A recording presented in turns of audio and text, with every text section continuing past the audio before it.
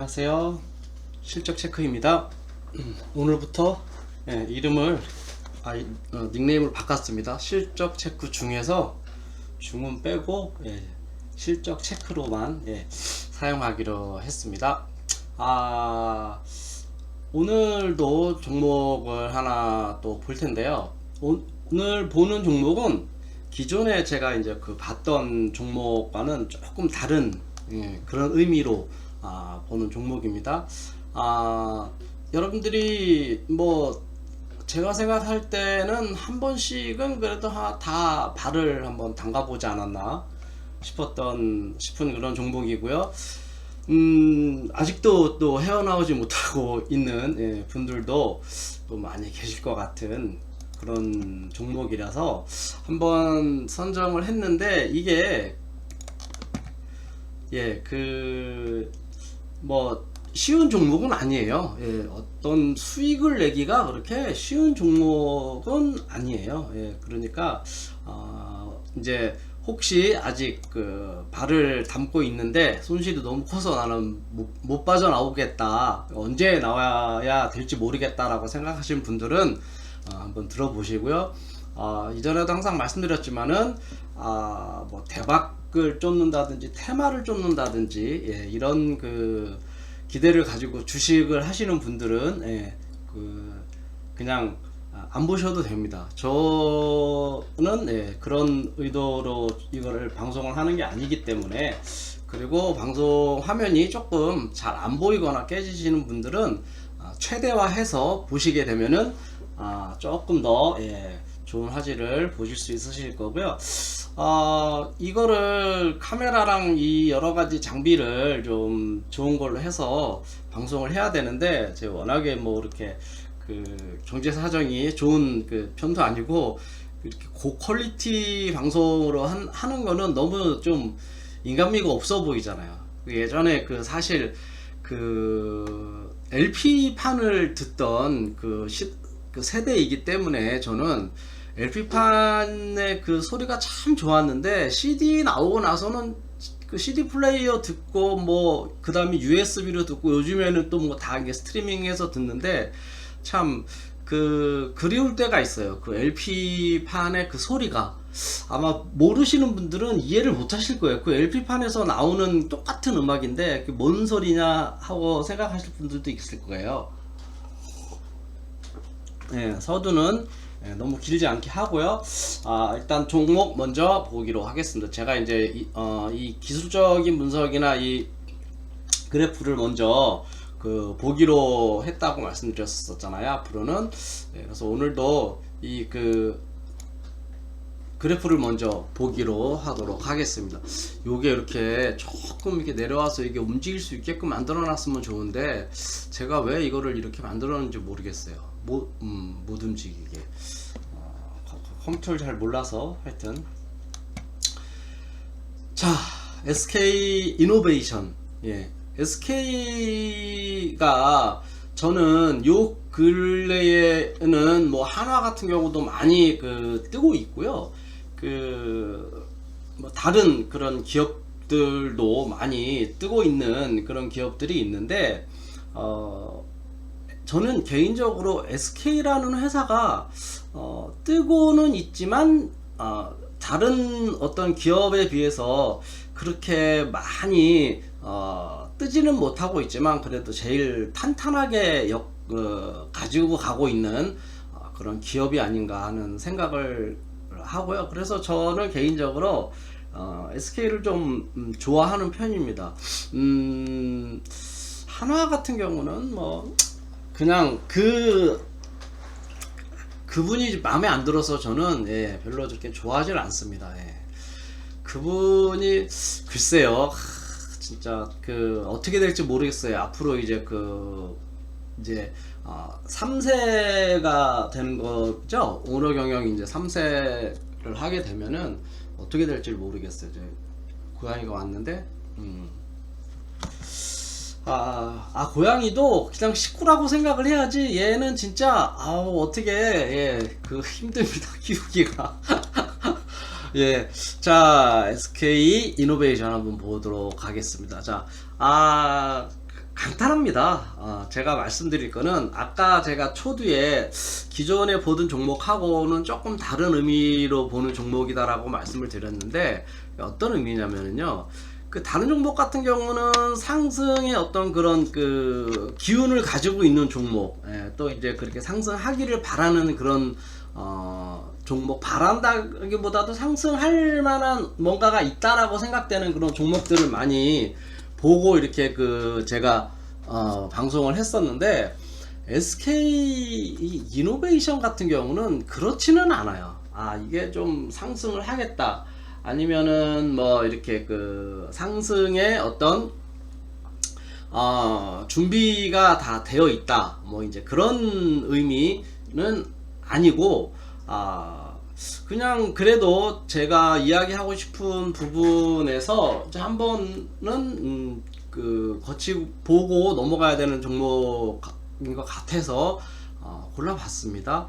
자, 기술적 분석으로 이 차트를 보면은요, 사실상 SK 이노베이션 같은 종목은 상당히 좋았는데, 상당히 좋았는데 지금은 계속적으로 하락을 하고 있으면서, 이게 바닥이 어딘지 모르고 흘러내리고 있는 그런 그 종목 중에 하나입니다. 이거 같이 뭐 사배라도 들고 같이 가야 튀르키예가 아니고 SK 이노베이션으로 가야 될지 모르겠는데, 자, 주봉으로 한번 보시면은요,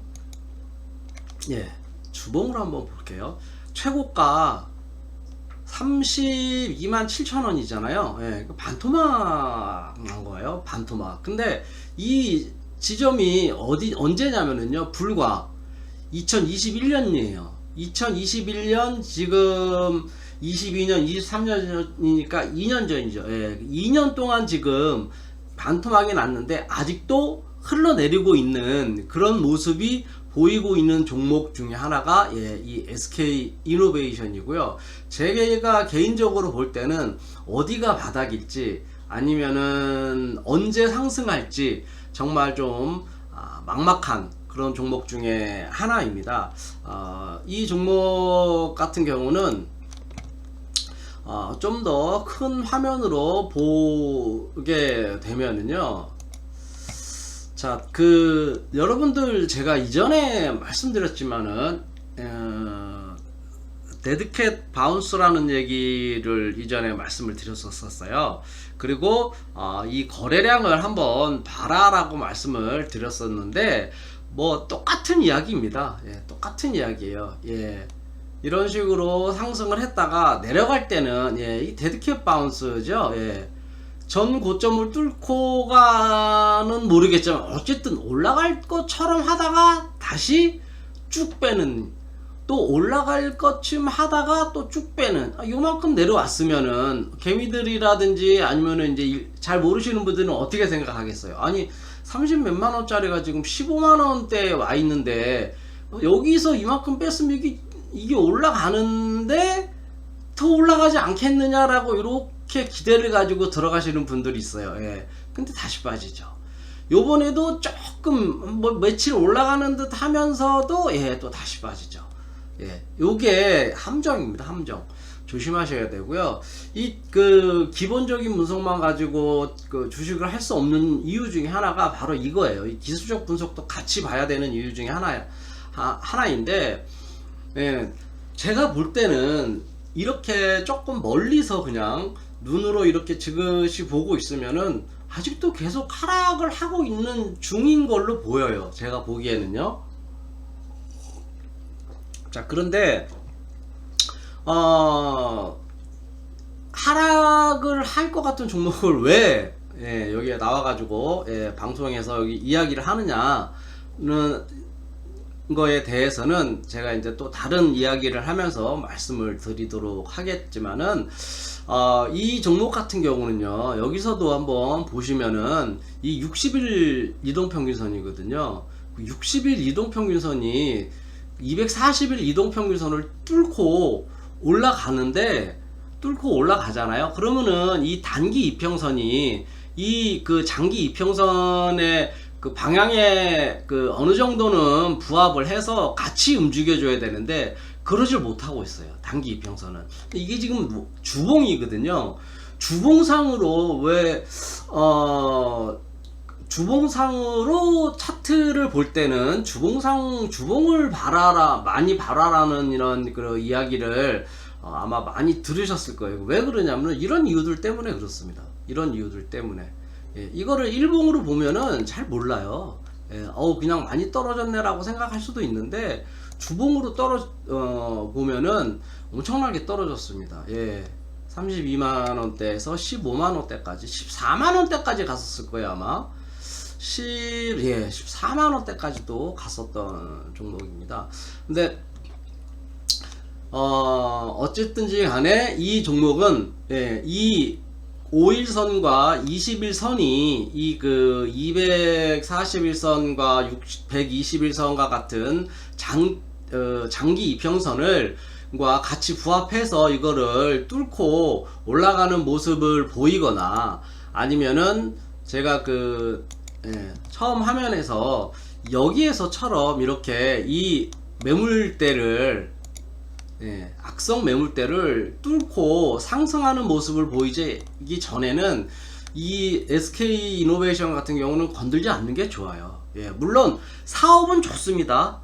사업은 좋아요. 뭐 SK온 같은 경우도 그렇고 뭐 전기차 배터리 같은 경우 여러분들 뭐 첫째로는 일단은 LG, 지금은 이제 LG 엔솔, 옛날에 이제 LG 화학이었는데 지금 이제 LG 엔솔 많이 이제 얘기를 하고 있는데, 뭐 거기에 뒤지지 않을 만큼 SK 이노베이션도 그렇게 나쁘지는 않았어요. 근데 지금은 그 시대가 아니에요. 이제 지나갔어요.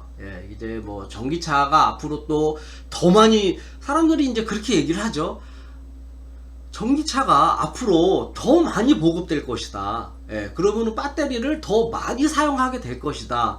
뭐 이런 그 논리로, 그러면은 배터리와 관련된 최애 종목이 LG 엔솔이고 SK 이노베이션 같은 경우를 생각하실 수가 있는데, 지금은 뭐 그럴 때는 아닌 것 같습니다. 지금 요즘에 여러분들 다 이런 것들도 그래도 이제 작은 것과 짧은 것이라고 해야 되는지, 작은 것이라고 해야 되는지 모르겠는데, 그런 것과 또 크고 긴 어떤 그런 사이클이 있는데, 이 전기 배터리 같은 전기차 배터리 같은 경우도 그 하나의 테마 종목에 테마에 속할 뿐이지, 뭐 앞으로 계속적으로 이게 우리 그 시장을 이끌어 갈 것이다 라고 생각할 수 있는 그런 정도는 아니라고 보시면 돼요.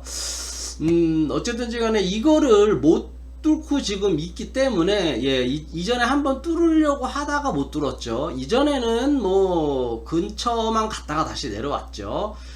또 뚫으려고 하다가 요것도 근처만 갔다가 내려왔죠.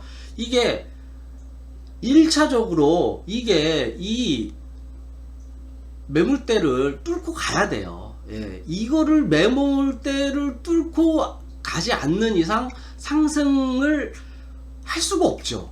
여기에서 머무르는 거죠. 아니면은 더 빠지거나. 그런데 이거는 매물대도 또 엄청나요. 이 두 개의 그 선이 있는데, 보시면은 거의 한 19.51% 있죠. 여기도 19.38%예요. 그럼 두 개 다 하면 얼추 한 40% 되거든요. 40%에 가까운 물량이 여기에서 여기에서 지금 묶여 있다는 건데, 아마도 이제 개인분들 중에서 한 이쯤 어디에선가 물타기를 좀 많이 하시지 않았을까 하는 생각이 들고요.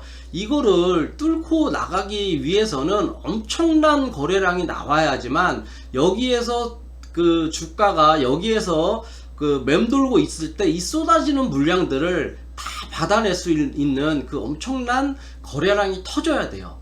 그러지 않은 이상 이거를 못 뚫고 가거든요. 이게 생각을 해보세요. 이거를 안 뚫고 어떻게 주가가 상승할 수 있겠어요? 당연한 얘기잖아요. 그렇죠? 이거를 뚫지 못하면은 SK 이노베이션은 못 간다. 라고 생각을 하시고, 나는 그러면은 최소한 다른 건 다 떠나서 이거는 그래도 투자를 하고 싶은데 언제쯤 가야 투자를 해야 될까 하면은 요 매물대를, 이게 저항선이라고 하기도 참 애매하기는 한데, 이 매물대를 어쨌든 뚫고 가는 거를 확인한 후에 들어가야겠다라고 생각을 하시는 게 좋을 것 같고요. 요 근처에 또 올라갈 것 같으면 또 매물이 이렇게 다른 날보다도 하루하루 보면은 조금 더 많죠. 이렇게 쏟아집니다. 이런 식으로 매물대가 올라갈 것 같으면 매물대가 이렇게 쏟아집니다. 그러니까 이게 엄청난 거래량이 있어야 된다고 제가 말씀을 드렸던 게 그런 거고요. 자, 주봉으로 봤을 때, 자, 이 캔들이 5일선 밑으로 지금 향하고 있거든요. 5일선 밑으로 향하고 있어요. 이런 모양이 계속적으로 반복되는 종목들은요, 나 10% 20% 손해났는데가 문제가 아니고요. 일단 이런 종목들은 반이라도 털고 봐야 돼요. 정말 괜히 팔았네, 나중에 괜히 팔았네, 올라가네 라고 싶을 때 다시 잡을지언정, 일단은 요런 종목들은 일단은 어느 정도의 그 손실을 그냥 손실 처리를 하고 지켜보고 있는 게 좋을 것 같아요. 자, 여기에서 제가 한번 하나를 좀 더 보여드리면은요, 이게 뭐냐면은 공매도, 공매도예요. 공매도 꾸준히 나오고 있어요. 공매도가. 오늘 이 날짜가 12월 15일이네요. 12월 15일 날 또 엄청난 공매도가 나왔어요. 12월 15일 날 보면은 딱 요 자리죠. 딱 보입니다. 요거 긴 장대 음봉 요거 보이죠? 딱 요 날이에요. 요 날. 한번 보세요. 딱 맞는 딱 요 날이에요. 이 주가가 5일선 위에서 이렇게 상승할 것 같으면서도 못 가는 요인 중에 하나 보십시오. 여기를 뚫지 못하면은 안 된다고 제가 말씀을 드렸던 이유 중에 하나도 이거예요. 그리고 이거는 뭐 개인적인 생각이니까 그렇게 크게 뭐 깊이 신경을 안 쓰셔도 될 것 같고요. 자, 그리고 또 하나는 뭐냐면은, 자, 기관과 개인의 물량인데, 기관이 요 근래에는 그래도 이제 조금 다시 사기는 시작을 했어요. 이게 조금 그래도 과하게 떨어졌다라고 생각을 했는지, 아니면은 이제 지들이 갖고 있는 물량에 대한 손실 폭이 컸는지, 뭐 쇼커버링인가요? 어쨌든 조금 사기는 했어요. 근래에 2월 1일자부터 봤을 때 개인이 엄청나게 사들이고 있거든요. 외국인은 팔고 있고요. 근데 항상 이런 종목들은 이 개인의 이 매수 물량이 줄기 전에는 주가가 어느 정도는 하락을 더 하게 되는 그런 경우가 많이 있으니까 이런 부분도 한번 참고해 보시는 게 좋을 것 같아요. 외국인이 지금 140만 주 가까이 팔고 있죠. 개인하고 기관이 합친 거를 다 외국인이 지금 팔고 있는 거예요. 1월 달부터는 어땠을지 한번 볼까요? 1월 달에는 개인이 다 받았습니다. 1월 달부터 이렇게 본다면은요, 개인이 받고 있어요. 지금 이게 외국인이 89만 주, 기관이 30만 주 가량 팔고 있고, 이게 1월 1일부터라면은요, 한 일봉상으로 봤을 때 한 요 정도 되겠네요. 요 사이에서 개인이 엄청나게 물량을 물량을 받고 있다는 얘기거든요. 그럼 여기에서 이 개인이 물량을 어느 정도 떨구고 기관과 외국인이 이거를 받아주지 않는 이상은 여기에서 상승하기란 힘들 것 같다라는 생각이 제 개인적인 생각이고요. 대차장고 같은 경우는 예, 뭐 굳이 안 봐도 될 것 같습니다. 그냥 전향합니다. 예. 예.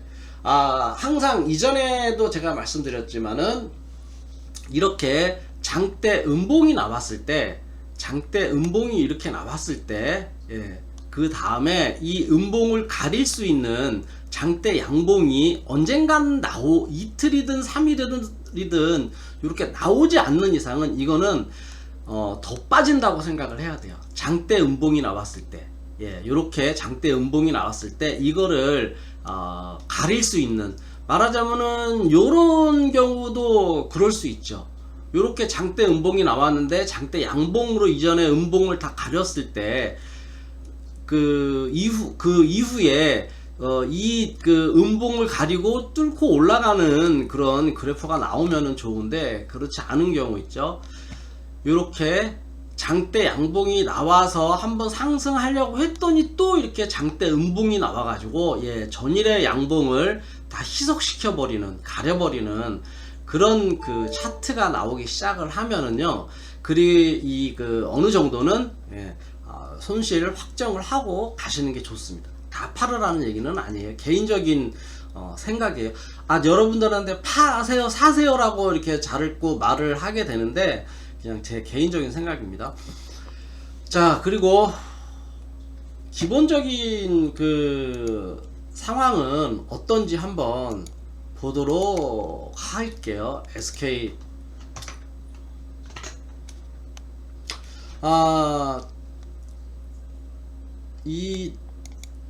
요 이야기를 하면서든 하고서든 제가 다른 이야기도 잠깐 제 개인적인 생각을 좀 말씀을 드릴까 하는데, 자, 주가가 올라가기 위해서는 뭐가 필요할까요?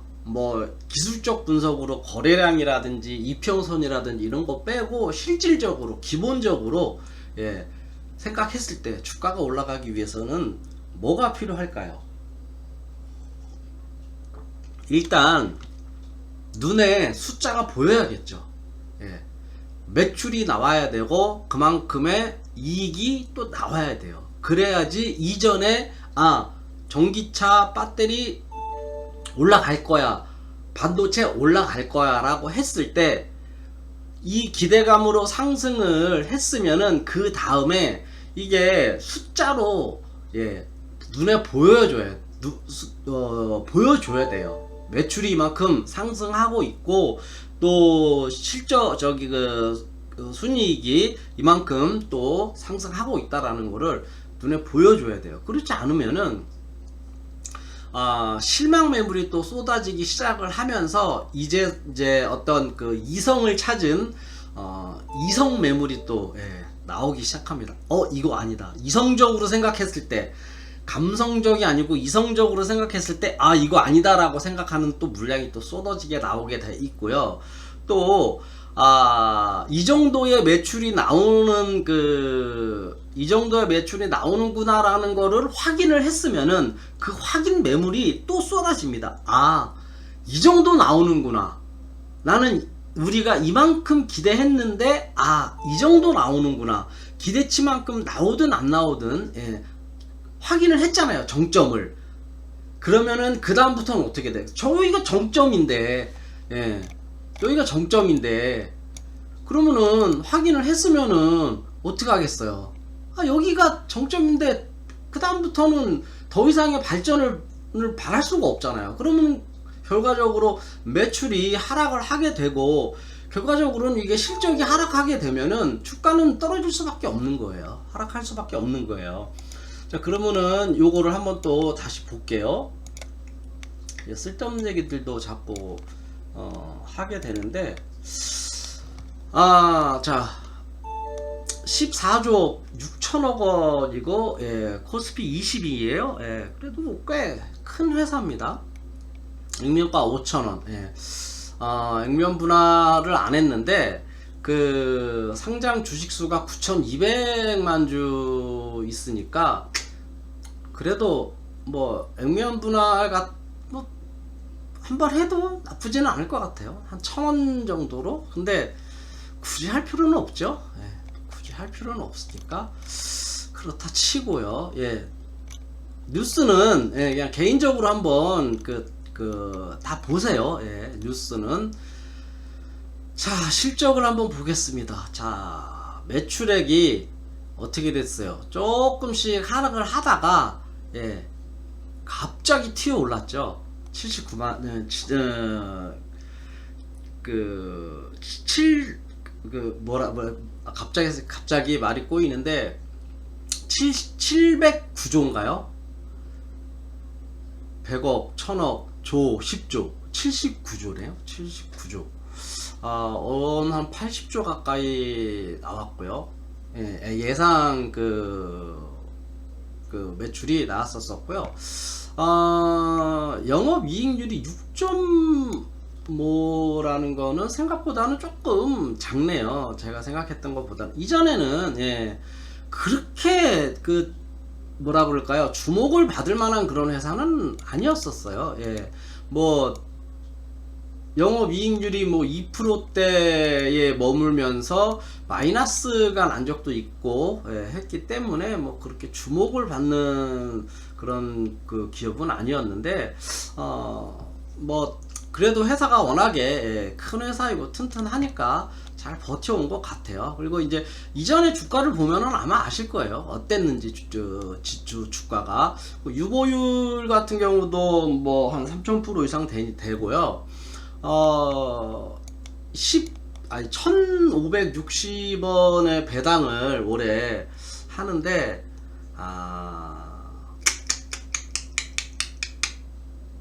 좀 예, 배당은 항상 예, 아쉬운 것 같아요. 예, 배당은 항상 아쉬운 것 같고요.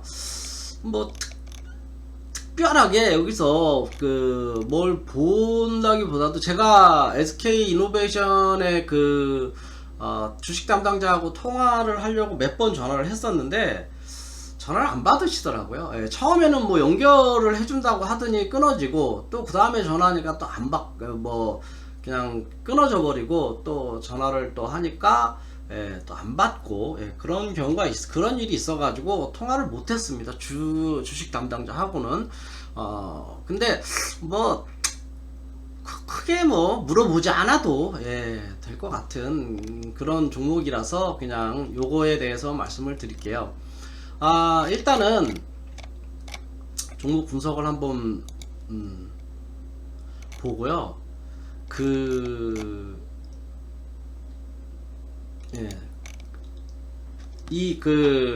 재무제표를 한번 보게 되면은요, 이 PER이, 저는 뭐 그렇게 PER을 뭐 이렇게 항상 챙겨보는 편이기는 한데, 뭐 그렇게 뭐 PER만 가지고 뭐 신빙성이 있다 없다 말하기는 좀 그렇고요.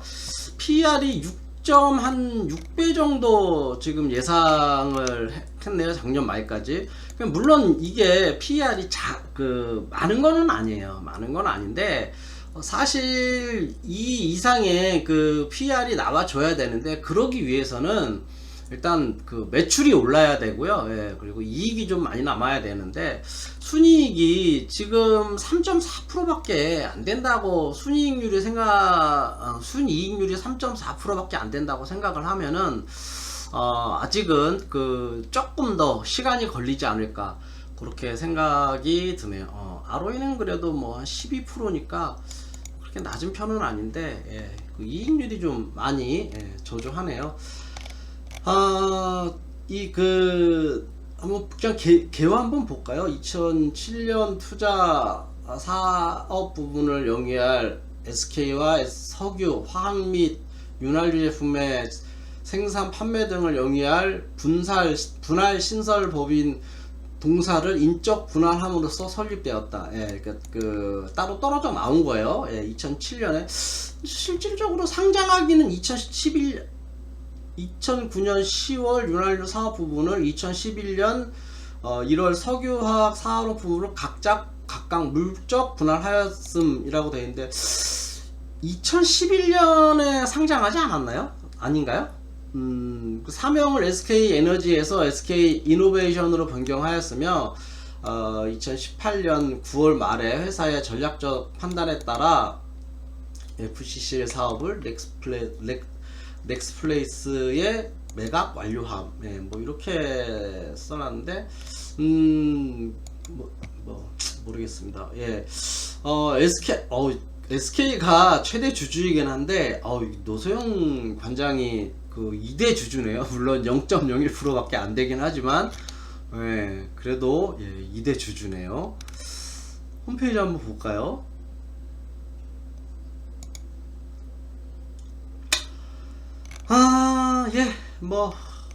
그린 에너지 뭐 해서 그 다 이런 쪽으로 좀 많이 나와 있는 회사 소개. 옛날에 대한석유공사에서 그 유공을 거쳐서 그 연구개발은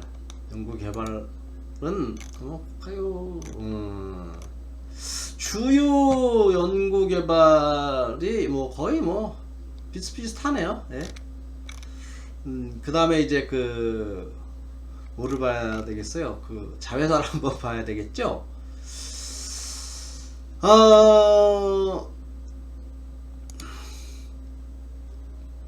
자회사 소개. 뭐 SK 그 에너지, SK 우리가 몰랐던 그런 회사들도 많이 있어요. SK 지오센트릭, SK온. 우리는 주로 여기에 좀 많이 치중을 하고 있는 것 같아요. 이 종목은 SKN무브, 여기 있죠. 지크. 그 다음에 이제 그 인천석유화학, SK 트레이딩 인터내셔널, SK 아이테크놀로지, SK 어스온. 이름들은 다 뭐 잘 지었네요. 이름들은 다 좋은데 글쎄요 어떻게 될지 조금 더 지켜봐야 하는 그런 종목으로 보여집니다. 지금 당장 이렇게 그 투자를 하기에는, 섣불리 들어가기에는 조금 부담이 되는 그런 종목이고요. 아까 제가 좀 오늘 제가 좀 말씀을 드리고 싶었던 거는, 제가 오늘 개인적으로 그 유튜브나 이제 이런 뉴스 같은 것들을 보다가 문득 생각이 난 게 뭐냐면은, 뭐 여러 가지 생각을 했는데 그 중에서 튀르키예 관련해서도 그렇고 우크라이나 관련해서도 그렇고, 제가 이전에 방산주를 좀 말씀을 드렸었는데 그 한국항공우주 그 카이 얘기하면서 그 말씀을 제가 정확하게 드렸는지 모르겠는데, 방산주를 저는 좀 좋아합니다. 항상 지켜보고 있어요. 그런데 저 요번에 우크라이나 전쟁, 러시아하고의 그 전쟁으로 인해 가지고 미국에서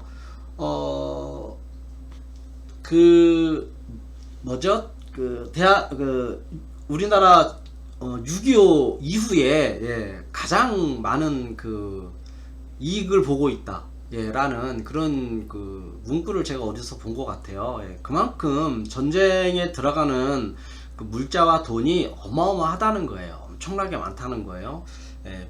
미국이. 근데 또 한 가지는 우리나라가 또 만만치 않아요. 우리나라도 여러분들 아시겠지만, 우리나라도 그 군사력으로는 쨍쨍한 나라예요. 짱짱한 나라예요. 세계적으로 우리나라가 한 6위 정도라는 그 표가 나왔는데, 그게 일본이 7위고 프랑스가 8인가? 하여튼 뭐 그래요. 그리고 우리가 6위예요. 근데 그거를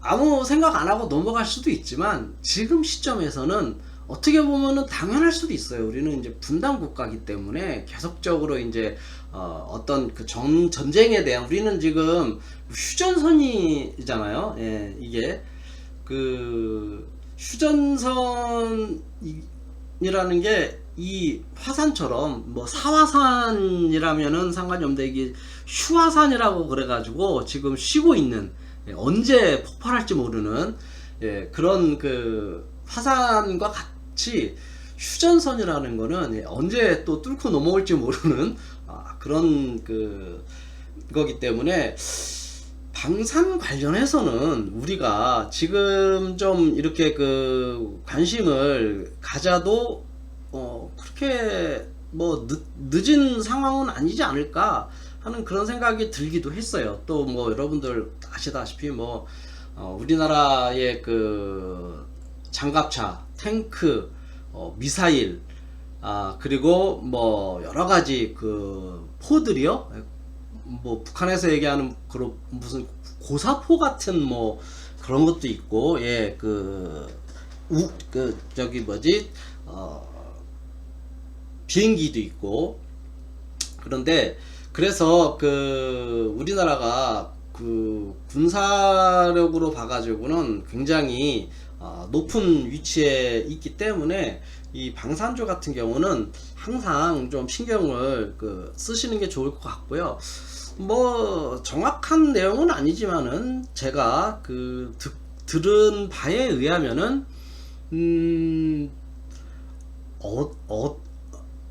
그 회사를 잊어먹었네요 제가. 예. 어쨌든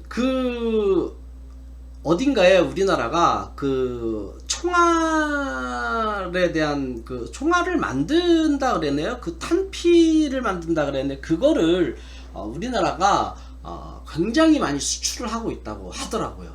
예. 이런 우리가 알고 있는 큰 뭐 탱크나 뭐 이런 것들, 비행기 이런 것들 뿐만 아니라 이런 총알도 우리나라에서 생산해 가지고 수출을 하고 있다라고 하는 얘기를 제가 들었는데 그게 굉장히 많은가 봐요, 양이. 그래서 우크라이나 같은 경우도 전쟁이 계속됨으로 인해 가지고 계속적인 어떤 방산주에 대한 관심은 가져도 괜찮을 것 같고요. 또 하나는 뭐냐면은 사실 튀르키예의 지진이 나기 전에는 저도 뭐 그럴까 이럴까 저럴까 생각을 뭐 크게 안 했었는데, 튀르키예가 전쟁이 어저께인가요? 그저께인가 또 6점 몇의 강진이 또 발생을 했다 그래가지고 또 엄청나게 많은 건물들이 또 무너지고 그랬잖아요. 그러다 보니까 필요한 게 뭐겠어요? 1차적으로 중장비 건설 관련 업종이 또 좋지 않을까 하는 생각이 드는 거예요. 왜냐면은 튀르키예도 그렇지만은 아프가니스탄도 그렇거든요. 그래서 제가 한번 요거를 한번 살짝 봤어요. 아이고. 예. 요걸 한번 봤어요. 살짝. 여러분들 가만히 보시면은요. 예. 우리나라가 여기 있잖아요, 여기. 우리나라가 여기 있잖아요. 근데 우리가 가야 될 곳은 여기에요, 여기. 예. 가까운 거리가 아니거든요. 예. 여기를 오는데, 여기에서 우리가 가야 할 곳은 여기에요, 여기. 예.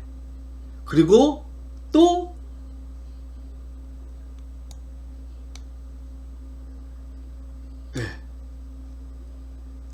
우리가 가야 될 때가 뭐 시리아 있고, 근데 뭐 요쪽 분야보다는 제가 그래도 안 그래도 한번 조금 봤는데 이상한 게, 여기를 저희가 봐야 되는데 여기가 터키잖아요. 그러니까 제가 조금 이상하게 생각했던 게, 처음에 저는 터키를 찾았던 게 아니고 튀르키예를 찾았거든요. 근데 아직까지 이 구글 어스에는 이 터키라고 나와 있는 거예요. 그래서 저 좀 한편으로는 이상했어요. 그리고 아니 튀르키예가 어디있지, 여기가 맞는데 아무리 찾아도 안 나오길래 좀 이상했다 했더니 여기 터키가 여기 있어요. 예, 터키라는 나라가 없어진 지가 언젠데 아직까지도. 예. 근데 그런 얘기가 문제가 아니고, 이제 터키가 영어로 칠면조가 터키잖아요. 그래서 튀르키예로 바꿨다는 그런 이야기도 있는데 뭐 정확한 건 모르겠고요. 하여튼 여기를 또 우리가 가야 돼요. 예, 한번 갔다 왔지만 또 계속해서 또 가야 되거든요. 근데 이거를 우리가 이렇게 보면은 러시아가 아시죠? 그 세계 땅덩어리로 세계 1위가 러시아예요. 러시아. 여기서부터 저기까지 블라디보스토크인가요? 모스크바부터 시작을 해가지고 여기까지 엄청 넓은 땅덩어리를 가지고 있는데, 우리가 요쪽 터키가 아니고 튀르키예 쪽을 가려면은 쉽지가 않아요.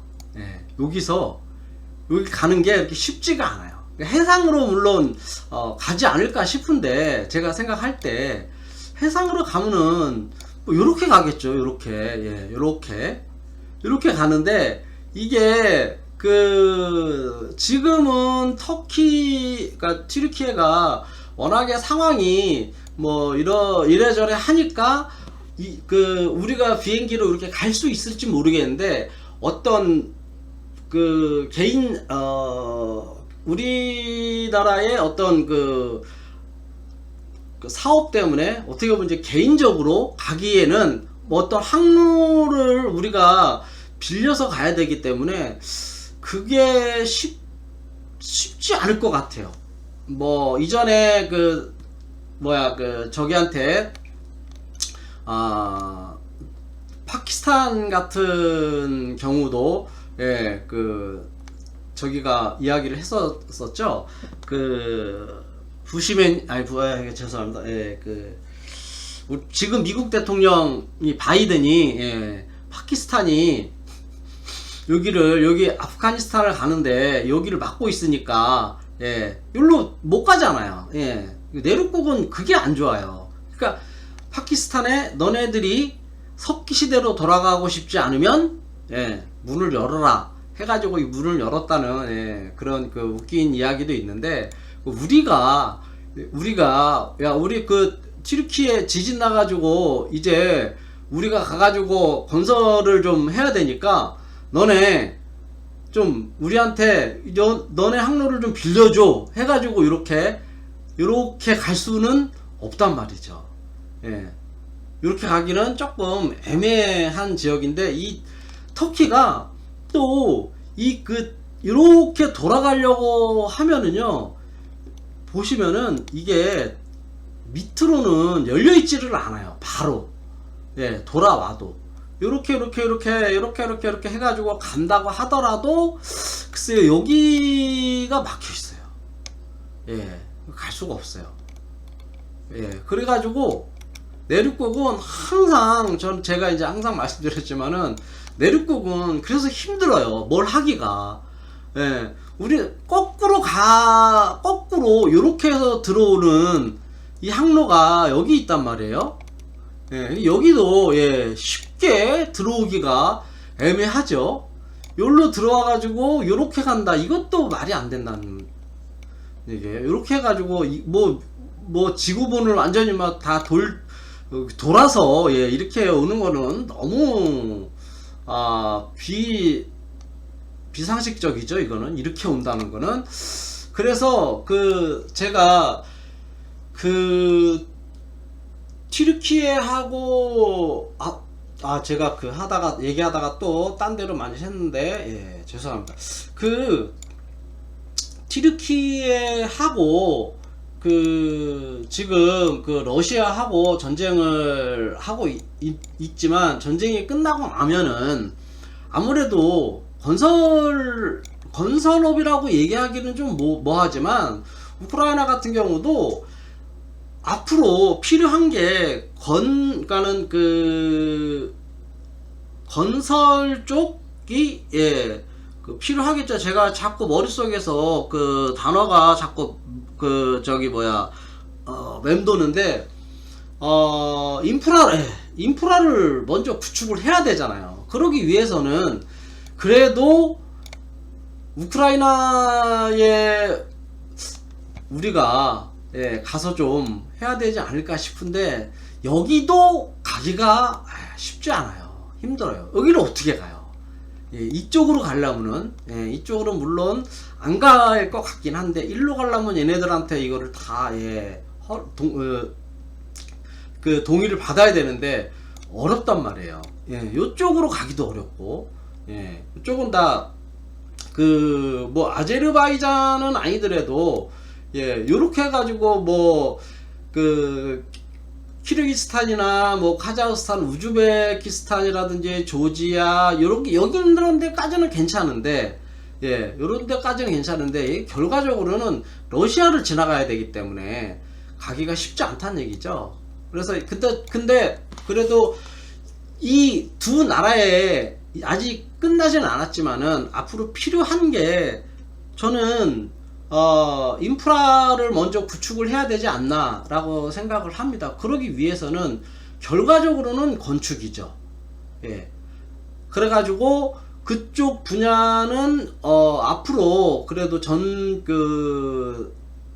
어느 정도는 관심을 가지고 있어야 되는데 그런 것 중에서도 이제 우리가 인프라를 구축하는 데 있어서 건축이 필요하다고 하더라도 그 건축이 필요하다는 거를 이렇게 막연하게 이야기하는 게 아니고 실질적으로 어떤 제품에 대한 거를 이야기를 하자면은요, 1차적으로 시멘트, 아스팔트 같은 것도 당연히 필요하겠죠. 아스팔트, 그 다음에 콘크리트 같은 것들, 그 다음에 철강, 당연히 필요하겠죠. 인프라를 구축하는 데 있어서는 당연히 필요하겠죠.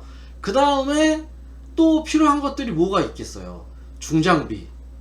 중장비 엄청 필요하죠. 지금 저도 그렇게 자세하게는 못 봤지만은 이 튀르키예 지금 이 지진이 어마어마해요. 중장비가 몇십 대 몇백 대 가지고 해결이 될 만한 그런 정도가 아니에요. 엄청나게 심각한 정도이기 때문에 중장비 쪽으로도 엄청 또 필요하게 될 것 같고, 근데 우리는 또 터키하고는 옛날부터 옛날 터키 때부터 그랬잖아요. 우리 형제 나라니 그런 얘기 많이 했잖아요. 이 튀르키예 쪽에서 그래도 아무리 우리나라가 그래도 형제의 나라인데 뭔가 좀 콩고물이 좀 떨어지지 않을까, 그런 생각도 해보는데 하여튼 그럴 것 같습니다. 그렇게 되면은 또 필요한 것들이 뭐가 있겠어요? 건설에 들어가는 그런 것들, 그 다음에 중장비, 이런 것들 엄청나게 필요하겠죠. 그런 쪽을 한번 보시는 것도 괜찮을 것 같아요.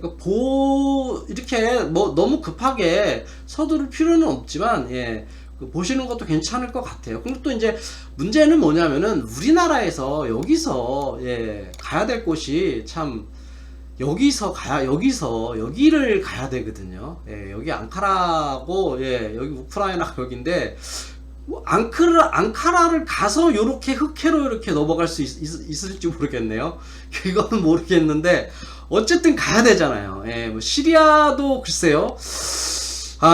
시리아는 제가 참 얘기하기 애매하기는 한데 이란 쪽에서만 좀 이렇게 협조를 해주면은 요렇게 해서 앙카라를 갈 수 있지 않을까 하는 그런 생각이 드는데, 예전에는 우리가 이제 이란하고도 국교를 맺었잖아요. 그래가지고 지금 저기 어디야 그 기념으로 삼성동에 가면은 그 테헤란로 있잖아요. 이란의 수도를 따서 거기를 이제 테헤란로라고 했는데, 지금은 또 이란이 또 사이가 안 좋아요.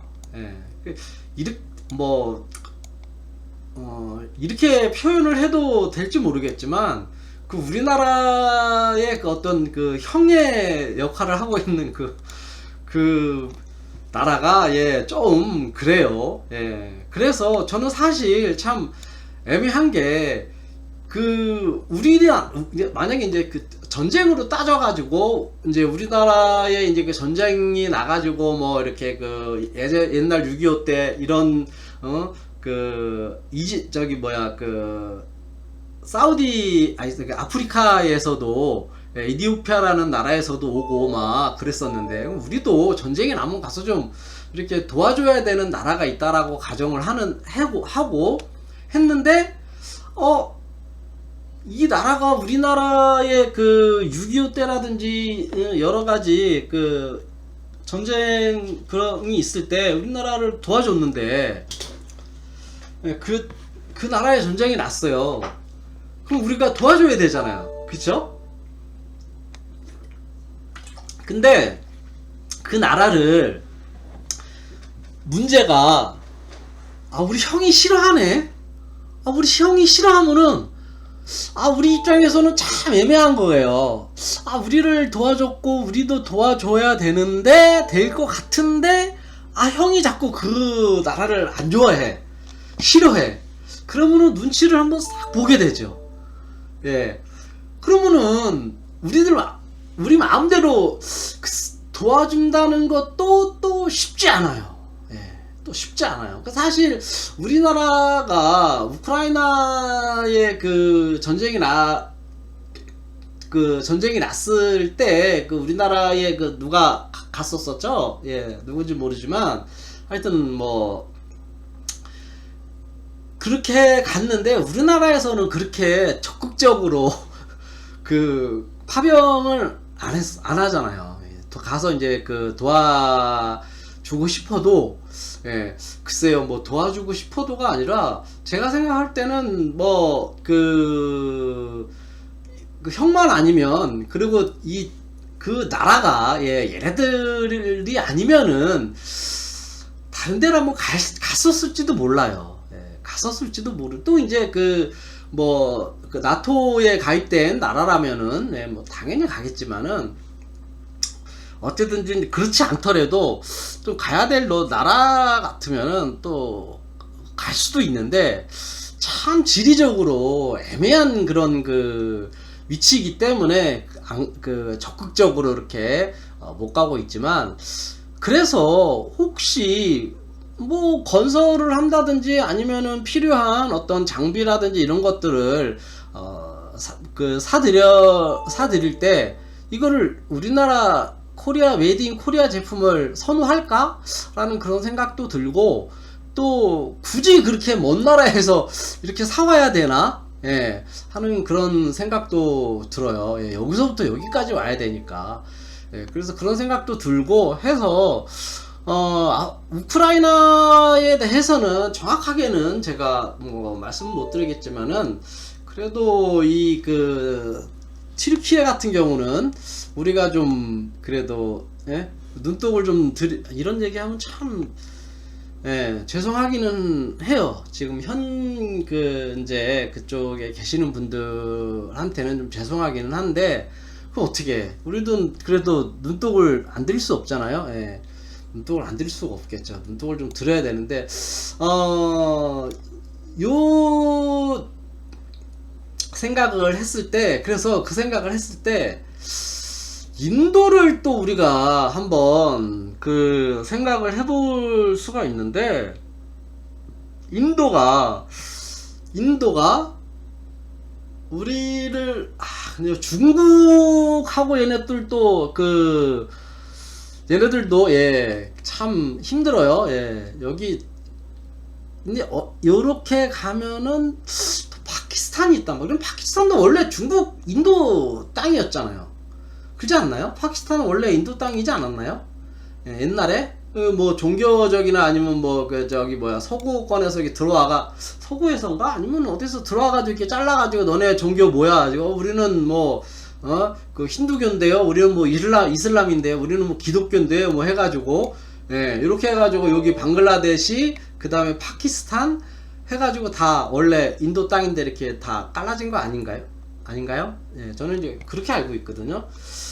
그 인도를 지나서 이란으로 해가지고 이렇게 가면 또 좋을 것도 같은데 그것도 안 되고, 예, 중국을 통해 가지고 가야면 좋지만 글쎄요, 중국이 열어줄까요? 예, 안 열어주겠죠. 당연히 안 열어주겠죠. 예, 쓸데없는 얘기 자꾸 할 필요 없이 그냥 제 개인적으로 생각했던 이야기들을 좀 말씀을 드리려고 했는데 생각처럼 제가 정리를 했던 것처럼 말이 그렇게 이야기가 되질 않네요. 정리가 잘 안 돼서 이만 마치도록 하겠습니다. 어쨌든 다음에는 좀 좋은 종목으로 다시 오도록 하겠습니다. 감사합니다.